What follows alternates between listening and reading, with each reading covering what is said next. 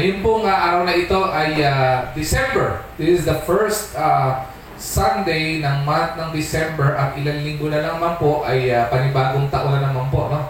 2021 and next year would be 2022. At ngayon pong Christmas season ay magbubukas po tayo ng panibagong message series. And we entitled this message series as Christ Cares. Do you believe that? Do you believe that Christ really cares? Naniniwala po kayo doon? Kung naniniwala po kayo doon, hilingan ko po kayo. Nabuksan po ang inyong mga Bible sa book of 1 John chapter 4, reading from verse 7 to verse 12. Nakita niyo po ba? Hilingan ko po tumayo ang bawat isa bilang pagbibigay galang po sa salita po ng Diyos. Alright? Again, paumanhin po, ako po ay manginatili po munang nakaupo dahil po sa akin pong kalalagayan. Medyo may konting gilo po ako. Pa rin po, no? Okay, 1 John chapter 4, reading from verse 7 to verse 12. Ito po ang sinabi ng banal na salita ng Diyos. Dear friends, let us love one another. For love comes from God. Everyone who loves has been born of God and knows God. Verse 8, whoever does not love does not know God, because God is love. Verse 9, this is how God showed His love among us. He sent His one and only Son into the world that He might live through Him, or that we might live through Him. For this is love, not that we love God, but that He loved us and sent His Son as an atoning sacrifice for our sins. Verse 11, dear friends, since God so loved us, we also ought to love one another. No one has ever seen God, but if we love one another, God lives in us, and His love is made complete in us. May the Lord be blessed upon the reading of His word. So madali po tayo manalangin. Panginoon aming dakilang Diyos, marami pong salamat sa napakaganda at mapagpalang araw po na ito ng pagsamba. Dalangin po namin ang pagsama mo sa amin. Dalangin po namin, Panginoon, ang pagkilos mo, Panginoon, sa kalagitnaan ng iyong gawain at aming pananambahan sa iyo, Panginoon. Hayaan niyo po, Panginoon, kami na maituon namin ang aming mga sarili, ma-focus namin ang aming mga puso at isipan sa pagsamba, pagbibigay ng papuri, pasasalamat sa iyo, Panginoon. And as we listen to your word, Lord God, may your word encourage us. May your word remind us, Panginoon, that this Christmas season is a reminder, Panginoon, that this celebration is because of your loving kindness to each and every one of us, Panginoon. That this Christmas season is a sign, Panginoon, that you really care and that Christ really cares, Panginoon. Kaya po, Panginoon, niyo po ako sa inyong likuran. Samahan niyo po, Panginoon, po ako, Panginoon. Hawakan niyo po ang aking, Panginoon, pang-physical na pangangatawan. I know I'm limited right now, but Lord, I know you are limitless, Lord God. So may your word be delivered, Panginoon, boldly at the back of this pulpit, Panginoon. Again, as the song says, Panginoon, may you be glorified in this service, Panginoon. We commit to you, Panginoon, the study of your word. In His name we pray. Amen and amen. Kaya po tayo magsiyo po. Alright? Again, good morning po sa bawat isa. Maganda po yung topic po na pag-uusapan natin, Christ cares. Sige nga po, sabihin nga po natin, Christ cares. Christ cares. Can you say this? Christ care for me. Christ care for me. Ang ganda po pakinggan po, ano? Ang sarap pong makita na ang Panginoong Jesucristo ay nag-care po sa atin ng sobra at wagas. Okay? At yung care po na yun ay hindi lamang po salita na sinasabi niya that He cares for us. It is about love. It is about pag-ibig. Yung pong pag-ibig na nag-uumapaw sa Panginoon. And this Christmas season, okay, napaka-festive po ng Christmas season, ano? kahit po pandemya ay tayo ay nagkakaroon ng mga selebrasyon. Remember, last 2 years ago, 2019, kahit po kasagsagan ng pandemya, kahit na paano nag-celebrate ang pamilya, no? Ng Christmas. Pagdating po ng ng 2020, ganun pa rin po, we celebrated Christmas. Kahit po hindi ganoong kasagana, we tried to celebrate. Bakit po? Talagang ganun po ka-festive yung buwan po ng December. Di ba, hindi tinatanggal natin yung Christmas tree, hindi natin naaalis yung mga Christmas lights, parol, no? Nandiyan po lagi po yung mga yan. Bakit po? Kasi it is always in the mode of celebration pagdating po ng Christmas.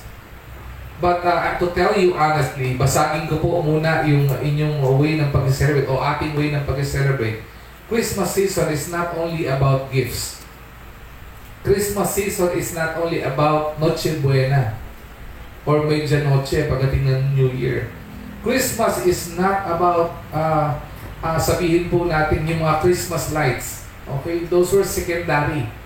Ang Christmas season po talaga is about Christ.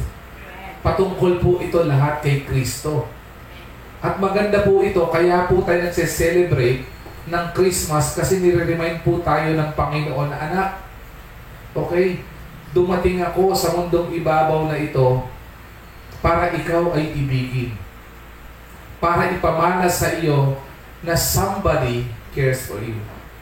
If you think nobody cares for you, I'll tell you, somebody cares for you, and that is Christ Himself. Amen? Kaya yung totoo po, marami po sa atin, tanong po natin po iyan, hindi po ba? Ang tanong po natin is, the frequently asked questions that we ask the Lord is that, does Christ really cares? Meron ba talagang pakialam ang Panginoon sa atin? Yes. Diba? We say yes, but when we are alone at home, we actually ask the Lord, Panginoon, alam niyo po ba yung sitwasyon ko? Panginoon, alam niyo po ba yung aking pinagdadaanan? Panginoon, alam niyo po ba na panahon na ito may problema po kami? May problema po kami ng aking pamilya? May problema po ako sa trabaho? May problema po ako sa ganito, etc., etc. We often ask the Lord, does Christ really cares? We know for the fact that Christ really cares. We've been studying this year and year, every year. Every messages na natin po dinidiscuss at the back of this pulpit, we always declare the loving kindness of God. But when we go home, when we are alone, we often ask that to the Lord. Panginoon, alam niyo po ba? May pakialam ka po ba sa akin, Panginoon? Panginoon, do you know my situation? Do you know my current situation? Okay? And we felt like, Panginoon, where's your presence? We even asked the Lord, Panginoon, nasan ka po when I need you? Hindi po ba?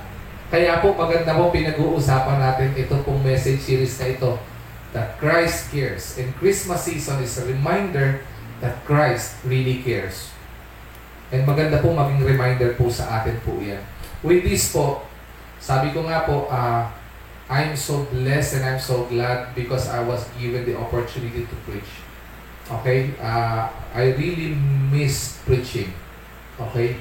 I really miss delivering the word of the Lord, and I praise the Lord because I've been given a clearance with the doctor 3 weeks ago yung check-up ko. But I'll be having a check-up this coming Tuesday. Please do pray for me. Okay? And please do pray for me as I preach. Okay? May mga, it seems like I'm normal. Pero normal naman po talaga ako, okay? Minsan lang talaga may sapak po na konti. Pero I'm normal, but may mga pagkakataon po, I would really stop and I will be thinking of what I will be saying kasi nagkakaroon po ng konting lag. No? I will open this message series with my own personal testimony. Okay lang po ba yan? Would you allow me to share my testimony, my personal testimony of what I've been through for the past 3 or 4 weeks. Okay? To some of you, alam naman po lahat natin kung ano po yung kalagayan. But as I share my testimony, okay? I don't want you to look at this personal testimony of mine that I would be the main character of this testimony. Don't look at it that way. I would like you to look and approach the testimony that I would be sharing as Christ as the main character. Okay? Okay po ba yun? Okay? Siya po ang karakter po ng testimony na ito. Katulad po nung inawit natin, siya po ang dapat nag-glorify. Katulad po yung inawit natin, siya po ang dapat pinapasalamatan. Okay? So let me share with you po ang akin pong personal testimony. Okay? Last month, I think if I'm not mistaken, that was first week or going to second week of November. I'm so blessed. I'm so pumped up because nagkaroon tayo ng ilang mga kaluluwang binautismuhan. Amen. If I'm not mistaken, we've baptized several. How many? 9? 3 ba? So, ilan? Exact? 12. So, naging 12 pa pala yun. Nadagdagan pa. So, praise the Lord. And isa pong nakapagpa-excite sa puso ko is that I've experienced, again, na bautismuhan po yung akin pong anak na talaga pong nag-decide to follow the Lord into water baptism. But right after that, it was Tuesday. Tama ko lang, Tuesday, Monday morning. It was Tuesday na madaling araw, around 1 o'clock in the morning. Wednesday, okay?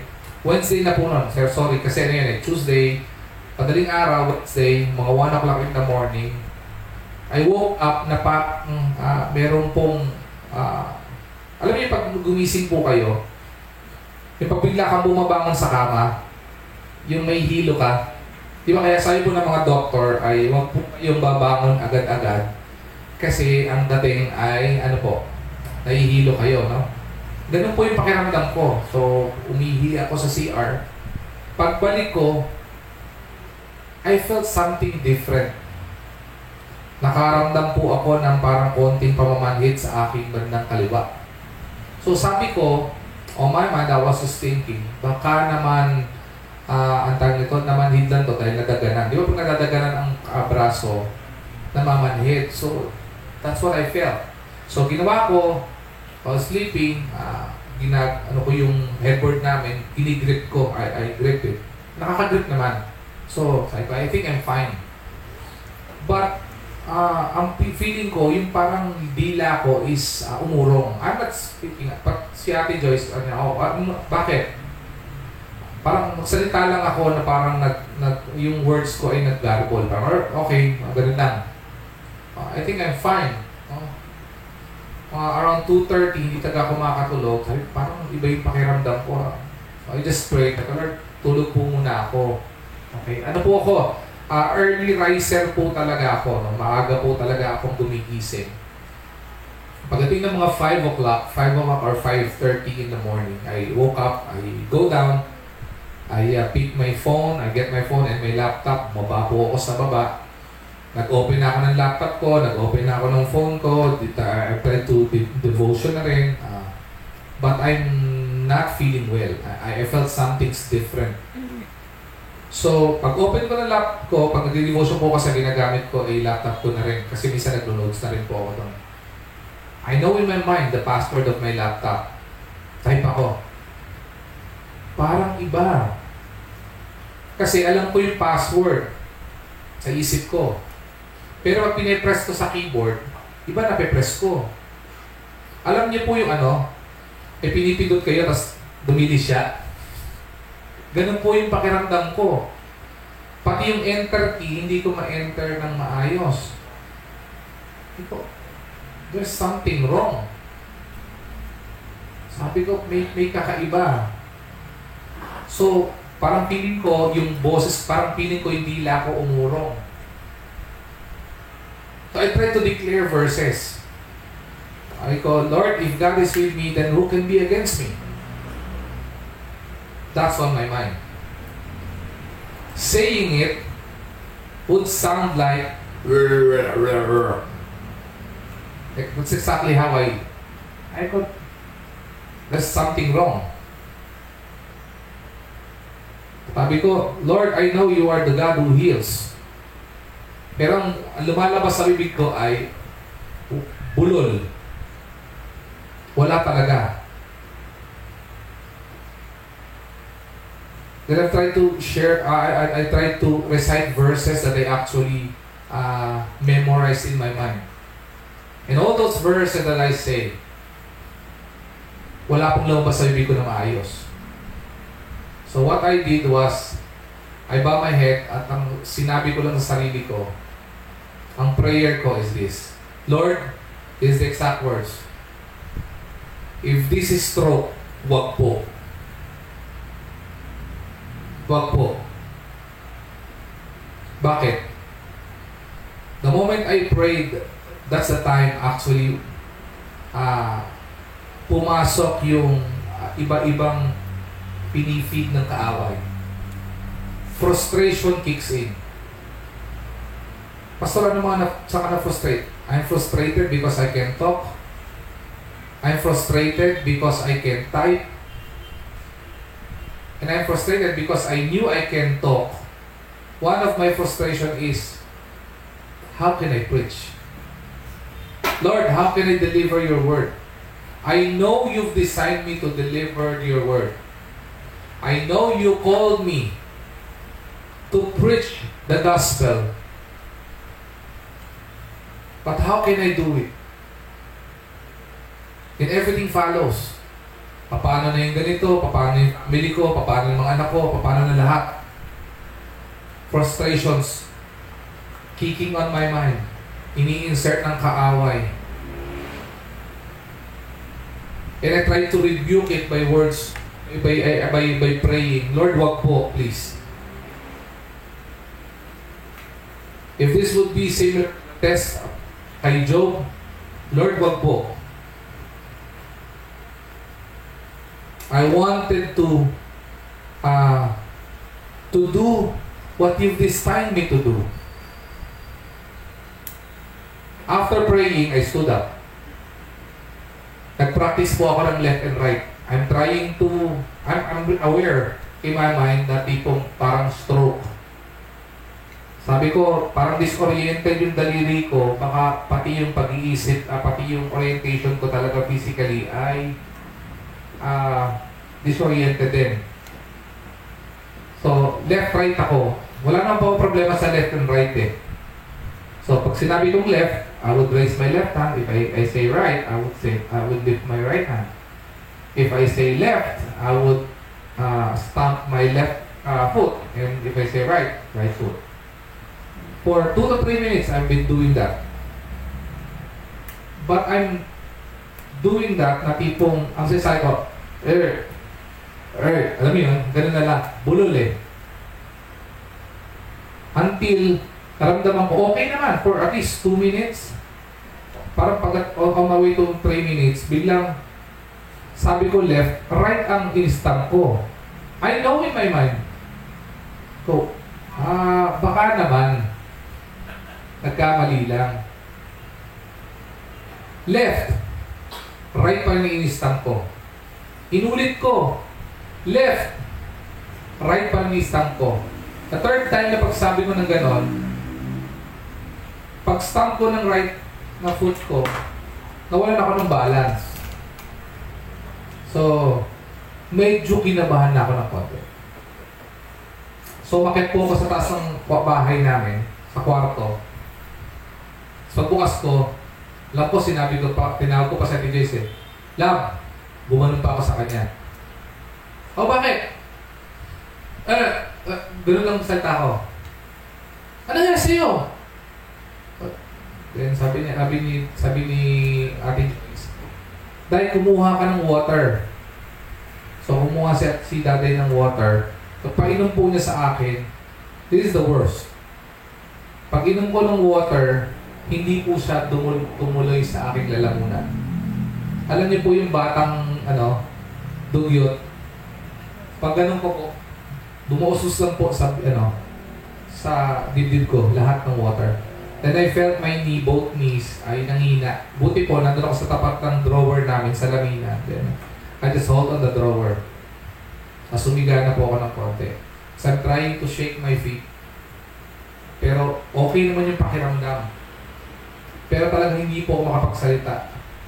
I even tried to deliver, sabihin ko, mga sentences. Tapos sabi ko kay guys, hindi talaga, wala lumalabas. Then tears flow into my eyes.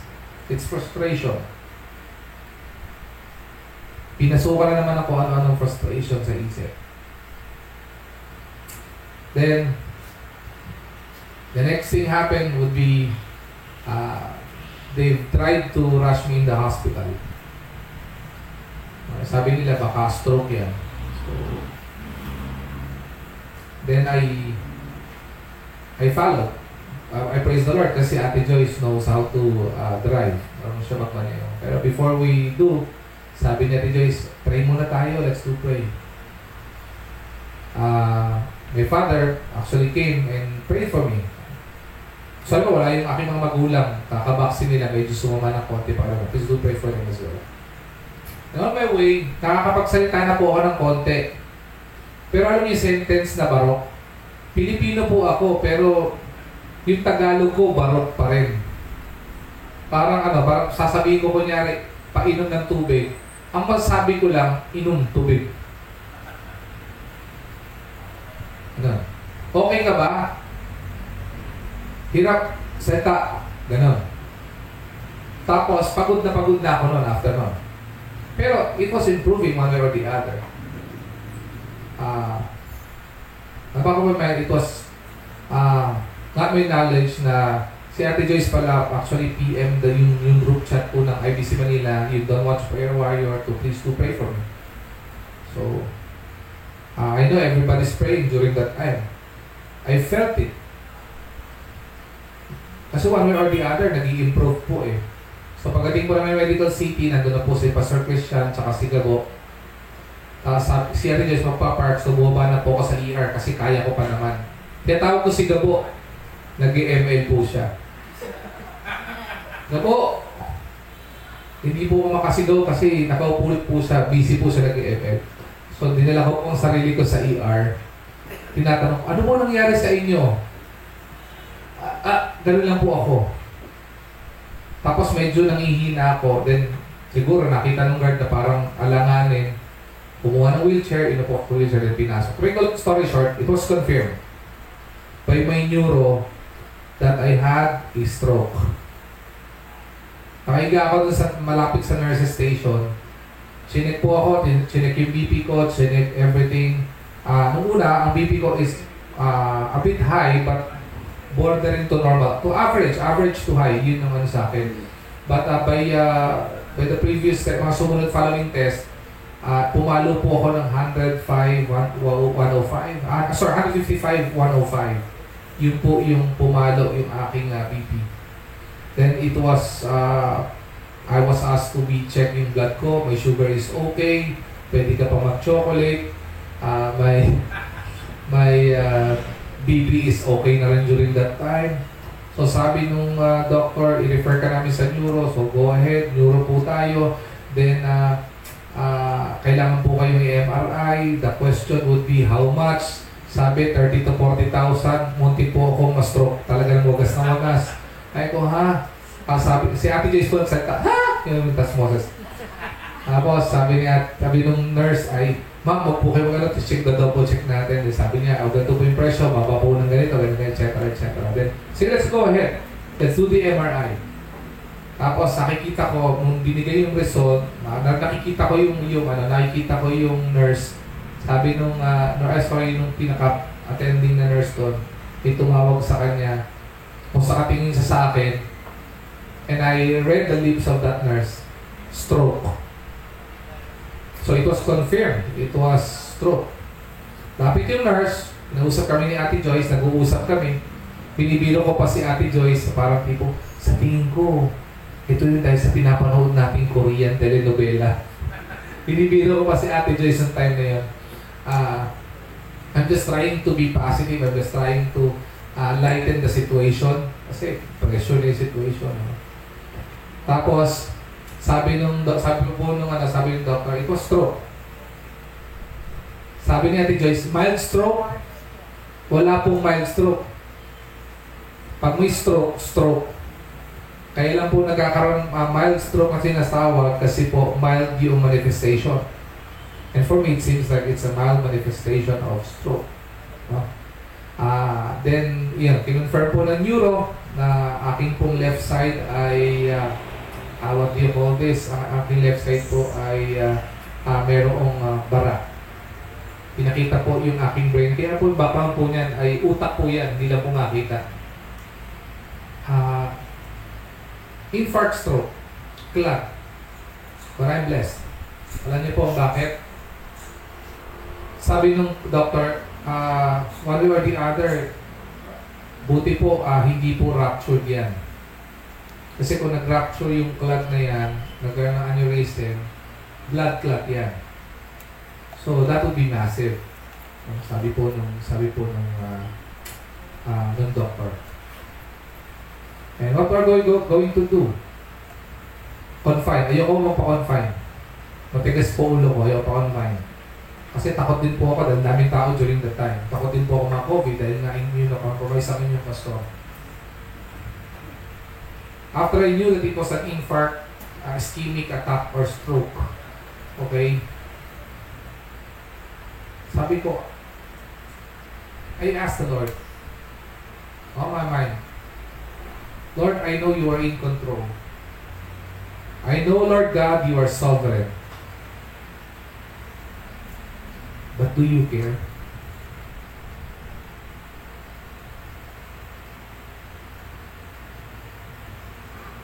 Do you care? And then a lot of message comes in. Pastor, we're praying for you. Pastor, ito po, we're praying for you. We're here trying to encourage. And Panginoon, do you care? Because I know you called me to preach the gospel. You've called me to share the gospel, but how can I share the gospel if what's affected is my speech?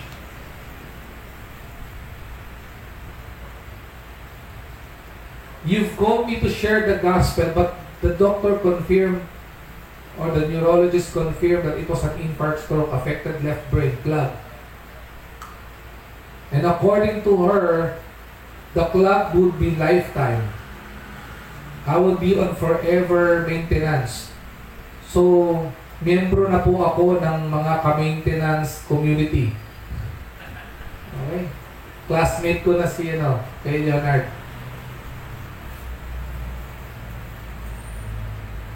Pero hindi po, one way or the other, as I am called to preach the gospel, even though my neurologist confirmed that it was stroke, and it will be for a lifetime, and I need to be very careful. Okay? I need to connect to the body of Christ. Hindi po ako nagpapakita po sa inyo na pastor nyo ay nagpapakita ng faithful. I wanted to be faithful. Lord, I want you to come. Na dinadatnan mo po ako, Panginoon, doing what you've designed me to do. I need to connect. My desire is to contribute to the church. What can I do?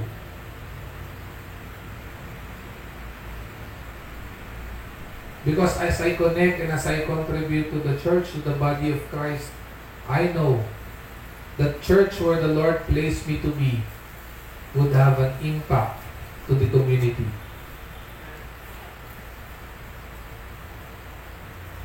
Sabi ko kay Pastor Christian, he is there. He's on my side. Ay ko, boys, you need to step up.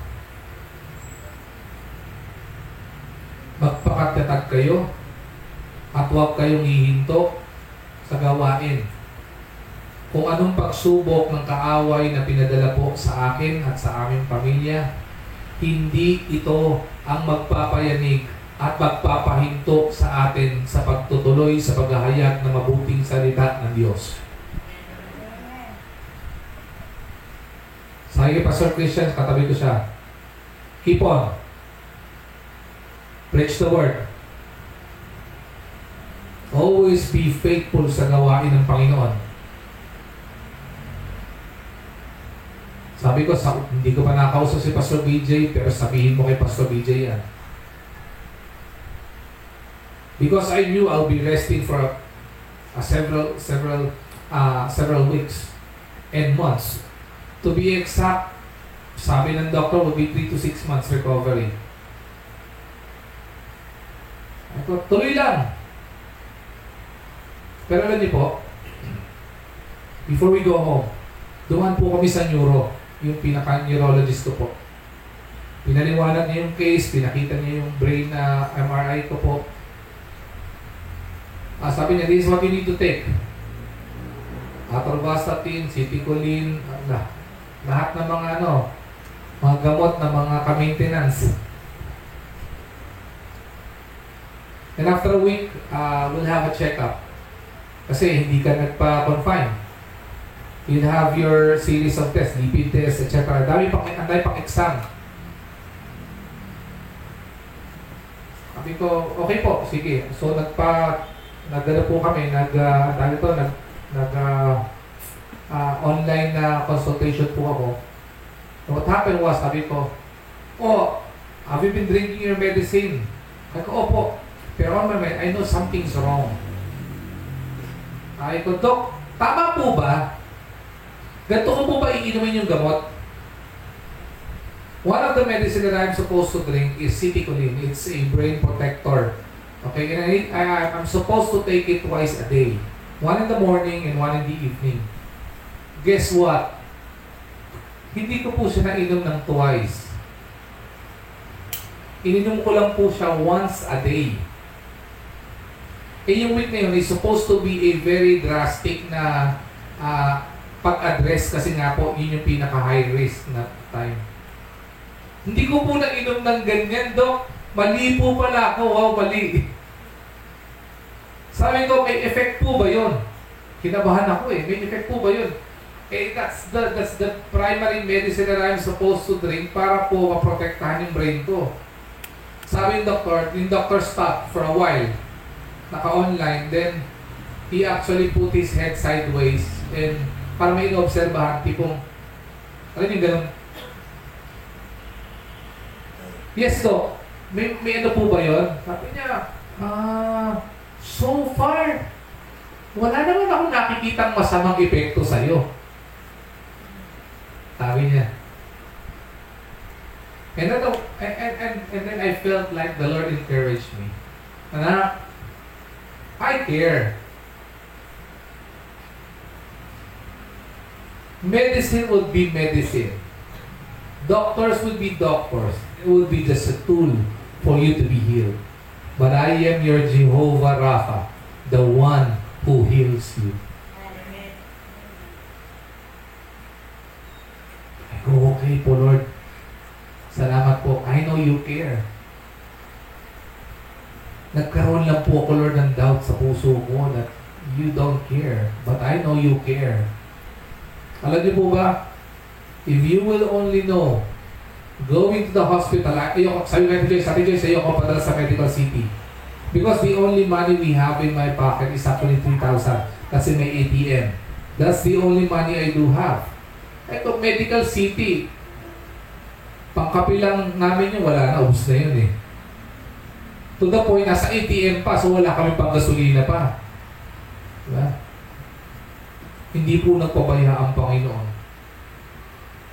Papunta pa lamang po kami, nagdadrive si Ate Joyce, somebody, PM ka, nagpadala po ako ng Gcash, padala ko sa Gcash mo ng ganito, pakicheck na lang, pang gasolina. Umabot po bill namin, 30,000 almost, no? 22,000, mahigit. First, plus yung another 15,000 or 11 something. Ako yung mga series of tests, plus yung medicine pa. The Lord provided. Diba? Tapos, Pagdating sa bahay, ang daming dumadalaw. Salamat po sa pagdalaw, salamat sa mga messages, salamat sa panalangin, at salamat po nag-contribute kayo. Muntik na po kayo makapagtayo ng fruit stand. Hindi po kayo makakain sa dining table. Sa mga nakapunta po sa bahay namin, dining table is double of this, siguro double yan, square. Napuno po yon ng prutas. To the point na baka masira yung iba, bigay mo kay Papa, bigay mo kay Mama. Yung mga kapitbahay, bigyan din natin. Christ cares. Sobra po ang pag-aaruga ng Panginoon. Up to this time, I knew and I know that Christ cares. Amen. And I know the Lord will be on the process of healing. Nakakatuwa po kasi diretso na po ako napagsalita. Hindi ko po alam kung diretso nga ba to, narinig ko ba sa isip ko. Paano naman diretso kasi napakinggan ng okay, no? But let me just share with you the word of the Lord ngayon sa daling ito. Okay po ba yun? Sabi po dito, how can we know that Christ really cares for us? Ano po ba sinabi ng John chapter 4, verse 7 to 8? Of verse 7 to 12. Mapapansin niyo po dyan, may isa pong sinabing salita dyan na paulit-ulit eh. Pakibalik kapatid. If you would notice, you would actually notice the redundancy of the use of this word. Love. Pag-ibig. Love. Love. Love. Paulit-ulit na sinasabi at pinagdidikdikan dito. Love. Isa sa pinakamagandang bahagi po na sinabi dito is in verse in verse 8. In verse 9 if I'm not mistaken. This is how God showed His love among us. He sent His one and only Son into the world that we might live through Him.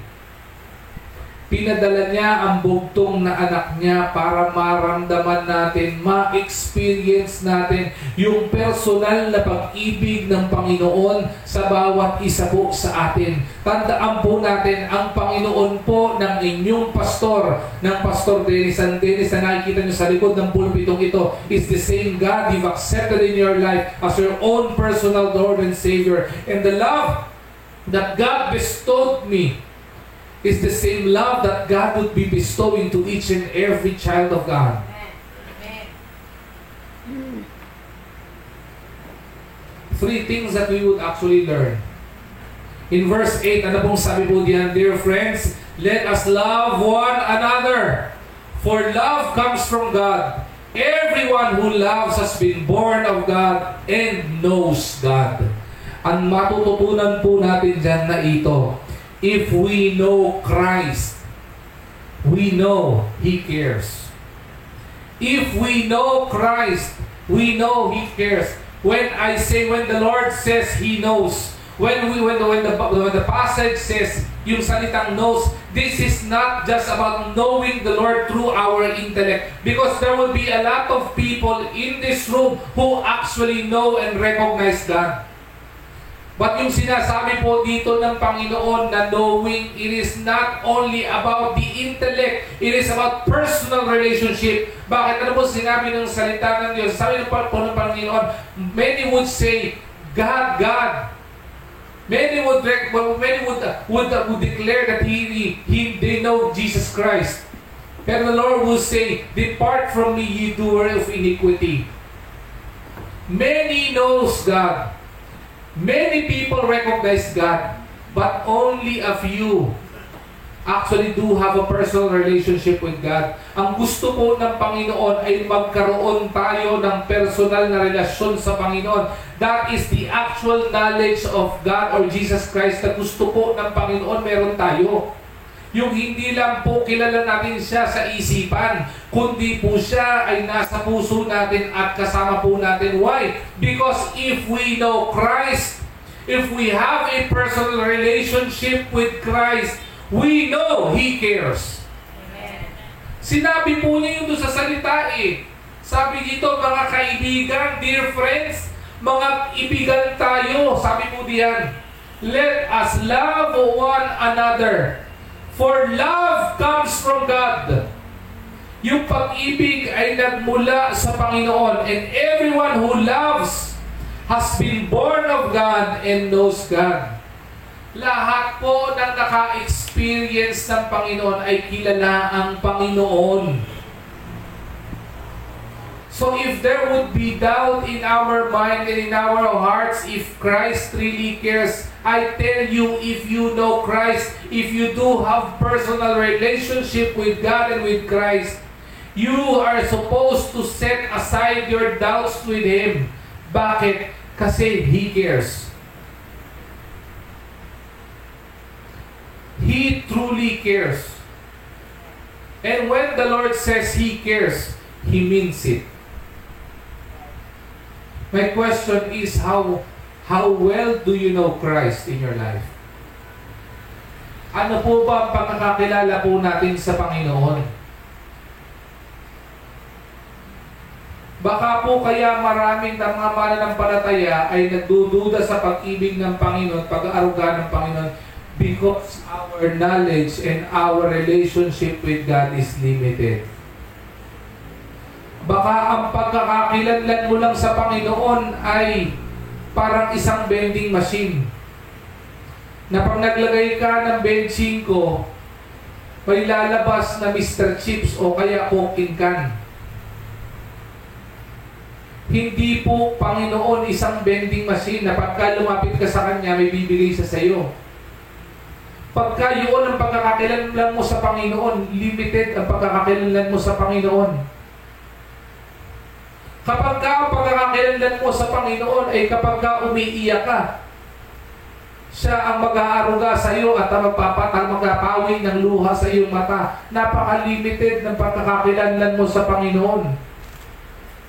Baka kailangan pong palalimin ang pananampalataya mo sa Pagkakatingin mo sa Panginoon ay parang mall na pag nilapitan mo ay may Jollibee, may McDonald's, may mga damit na po pwedeng ibigay sa iyo. Napaka-limited ng mga pagkakakilala mo sa Panginoon. Bakit? Maliwanag na sinabi na po ng Panginoon, ano mang need natin, ipinoprovide ng Panginoon. Kahit nga po desire natin, binibigay ng Panginoon sa atin eh. Huwag po natin limitahan ng Panginoon at ang pag-ibig at pag-aaruga ng Panginoon sa atin sa mga bagay na nakikita natin. Because if our basis for the love and care of Christ is based on tangible things that we can actually hold in our hands, then I tell you, your knowledge towards God is limited. Napakaliit ng pagkakakilanlan mo sa Panginoon. Because if you would ask me, who is God? Who is the Lord Jesus Christ in my life? The Lord Jesus Christ in my life is not only the mighty God. He is the Almighty God. He is the everlasting Father. He is my Savior. He is the Creator of heaven and earth. He is the sovereign God who is in control of every situation. Even though things would get rough, I know He knows the solution.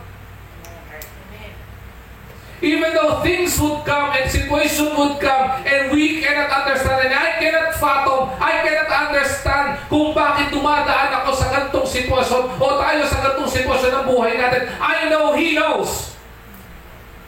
Because He cares.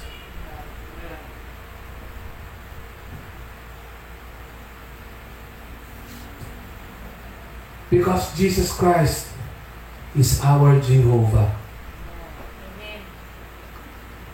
For me, one of the names of Jesus Christ that He revealed to me personally and over again several times. I've been in a hospital several times. He's proven that He is my Jehovah Rapha.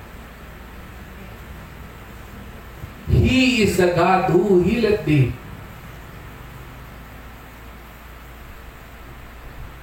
I might be physically sick, but I know my God heals. Some of us, we are not physically sick, but some of us are emotionally sick. Some of us, you're crying deep inside. God is our Jehovah Rapha. He can heal kung ano man yung sugat. So, some of us is not only physically sick but is spiritually ill. He is our Jehovah Rapha.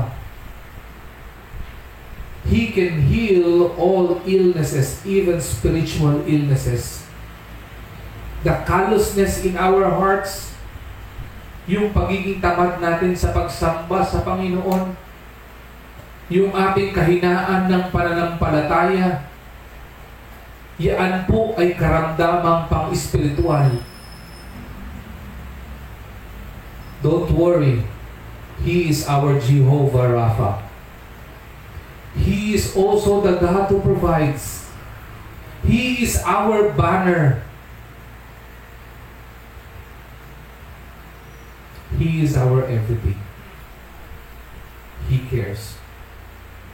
If we know Christ, if we have personal relationship with Christ, then you'll know He cares.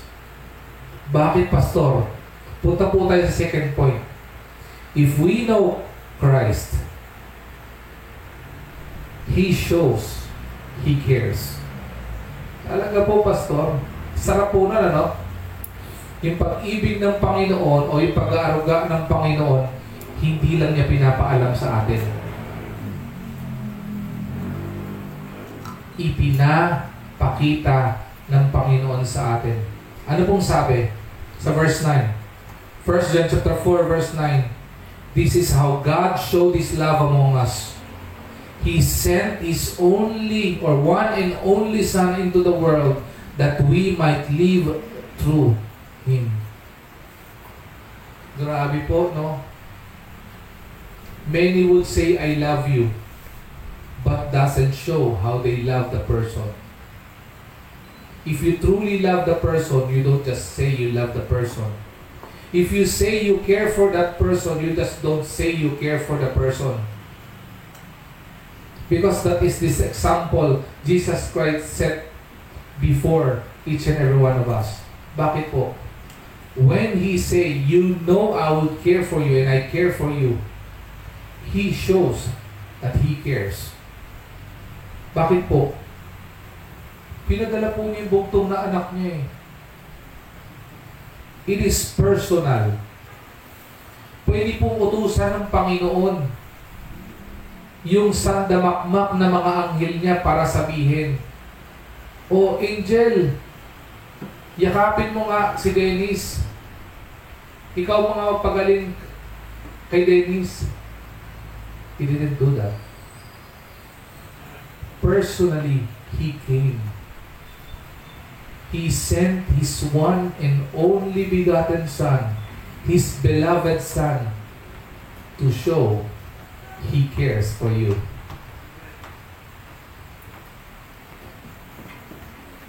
When Jesus Christ cares for us, He doesn't care for us while we are on earth.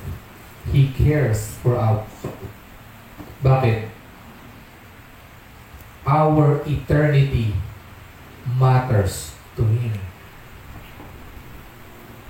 So when Christ cares, as He sent His only begotten Son, He brings salvation to mankind. Bakit?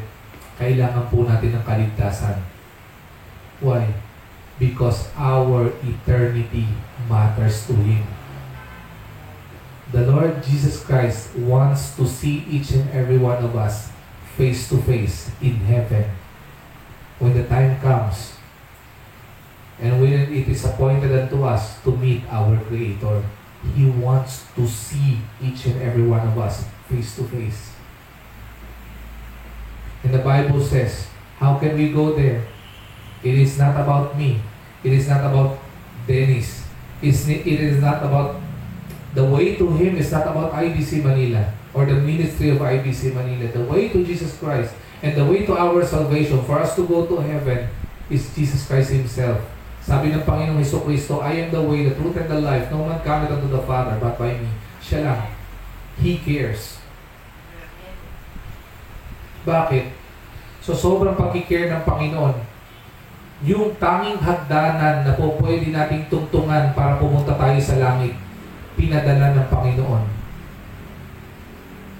Panginoon ang kalsada. Panginoon ang hagdanan para tayo ay makapunta sa langit. Isn't that care? Diba? Napakasarap, no? Malaman mo, pwede ba sabihin mo sa sarili mo? Sabihin mo, say your name. Sabihin mo, Leonard o Dennis, I know Christ cares. Sabihin mo, sabihin mo. Sabihin mo sa sarili mo, I know He cares. Pero alam niya pinakamaganda, yung panghuli. Hindi lamang niya pinakita that He cares. Because if we know Christ, if we have personal relationship with Christ, His love overflow. Amen. He cares. His love overflow. He cares. Sabi po ng verse 10, 1 John chapter 4 verse 10, This is love, not that we love God, but that He loved us, and He sent His Son. Ito na po yung pinakamaganda dito.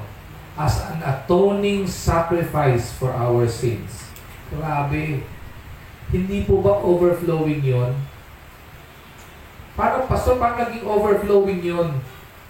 Ako po, kapag dumalaw po ako sa kulungan, at sinabi po nung pinaka-jail guard, papakawalan ko itong binibisita mo sa kulungan na pumatay. Pero gusto ko, ipalit mo yung anak mo, si Doy. Hindi ko po gagawin yun. Sabihin ko, bakit si Doy ba yung pumatay? Bakit papalit ko anak ko? Hindi ko po gagawin yun. Pero alam nyo, ang Panginoon ganun eh. God knows that the only way for us, people who are hellbound because of our sins and our iniquity, lahat tayo mga tao, dahil sa kasalanan po natin, patungo po tayong impyerno. Alam ng Panginoon yun eh. Alam ng Diyos Ama yun eh. Sabi ng Panginoon, anak, ayoko pumunta ka doon. Sino ba naman tayo mga tao na create ng Panginoon para bigyan ng Panginoon ng napakatinding atensyon? Yung sinabi ng Panginoon that He sent His Son as an atoning para bayaran yung kasalanan natin. Napakalaking sakripisyo po mula sa Panginoon yun. Pero bakit ginawa po ni Jesucristo? Because He cares. Isn't that an overflowing love from the Lord? Knowing that He cares, showing that He cares, and experiencing the overflowing love of God because He cares. My question is, as we conclude this message, is that it? Yun lang ba yan? Knowing Christ. Okay, I know Christ cares. You know Christ cares? How selfish are you? Alam mo na. Alam mo lang eh. I know He cares. He shows His care. He cares for me. I tell you, you're selfish. Alam mo? Na-experience mo, basta ako, alam ko na nagkikare ang Panginoon sa akin. Selfish attitude. Basta ako, naramdaman ko, pinakita ng Panginoon sa akin that the Lord cares for me. You're selfish. You're a selfish, self-centered human being. Experiencing the overflowing love of God. Basta ako, na-experience ko na yun, save na ako eh. Na-experience yung pag-ibig ng Panginoon eh. Tinanggap ko na sa buhay ko bilang sariling tagapagligtas ng aking buhay. It's done. It's over. If you know He cares, and you have nothing to do anything about it, I tell you, you're selfish. Sinasabi ko rin po sarili ko to eh. Hindi ba ganun po tayo? Salamat Lord, you care. Selfish. Salamat Panginoon, pinakita mo, you care for me. Selfish. Nandun pa rin yung me eh. Panginoon, salamat po, tinanggap po kayo sa buhay ko. Salamat po, niligtas mo po ako. And I'm done. I'm over. It's over. Selfish. Human being created by God. Bakit? Ano po ang sabi ng Panginoon? Basahin po natin sa salita ng Diyos. Ang sabi po ng Panginoon, dear friends, since God so loved us, we also ought to love one another. No one has ever seen God, but if we love one another, God lives in us, and His love is made complete in us. Ang tunay na inibig ng Panginoon, ang tunay na inaruga ng Panginoon, ang tunay na karanas na pag-ibig mula sa Panginoon ay matututong umibig ng iba. We are not created by God and we are not designed by God to be cared for alone. We are designed by God to care for others also. Amen. We are not created by God to feel the loving kindness of God alone. We are designed by God to show the loving kindness of God to others. That's the reason why we pray for one another. That's the very main reason why we actually showed our love for one another. That is the very main reason why we help people who are in need. That's the very main reason the Lord allowed us to open ministry that would love the people around us, for us to have an impact in this community. Because even though I do have an impact in First Stroke, I do believe God designed me to preach the Word of God. And I will deliver the Word of God until my Savior came to earth and picked me up. Because First Stroke would not hinder me to impart God's Word. It won't.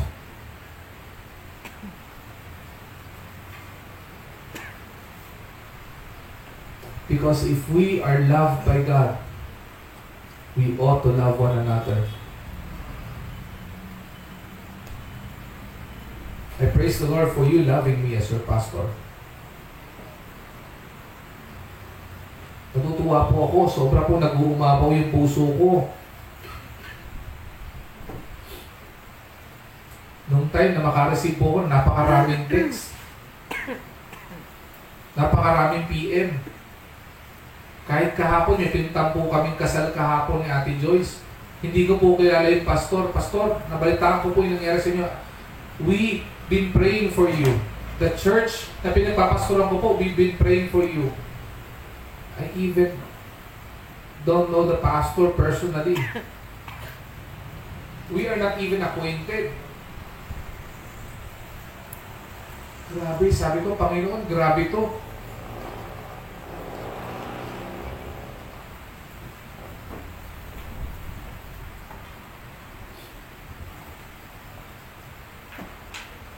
Love one another. Sabi natin kanina, di ba? Denise, you know, Christ cares. Each and every one of us know Christ cares. Each and every one of us experience how He cares. Every one of us experience the overflowing loving kindness of God. Hindi po humihinto yun doon. That is what Christmas is all about. For us to be reminded that Christ cares for us. And as we've been reminded by God that Christ cares for us, we've been given by the Lord the opportunity to minister to others and a responsibility for our brothers and sisters in Christ. love and care for them. If you see somebody who's discouraged, be an encouragement to them. Bakit? Hindi mo ba na-experience yung encouragement ng Panginoon sa buhay mo?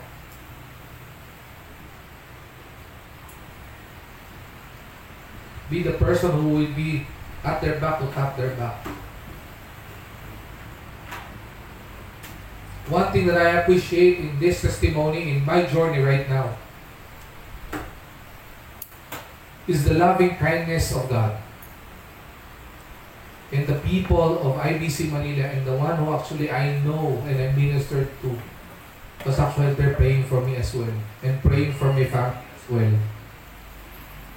Sarap po ng ganong relationship, no?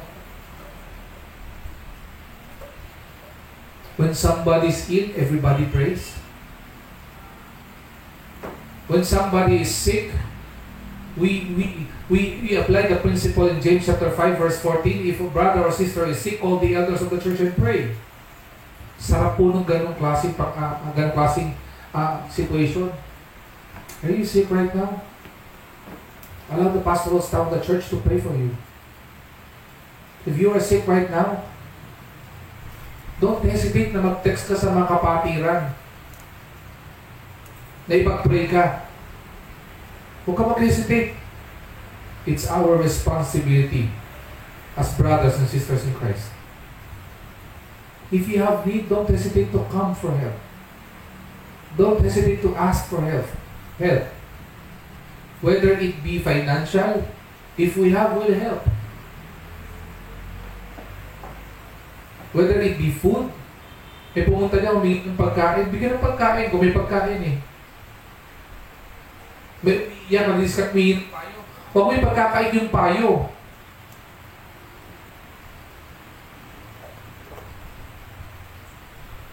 Bakit? Kasi nararamdaman natin yung pag-ibig ng Panginoon. For people to experience the care, the love, and the loving kindness of God.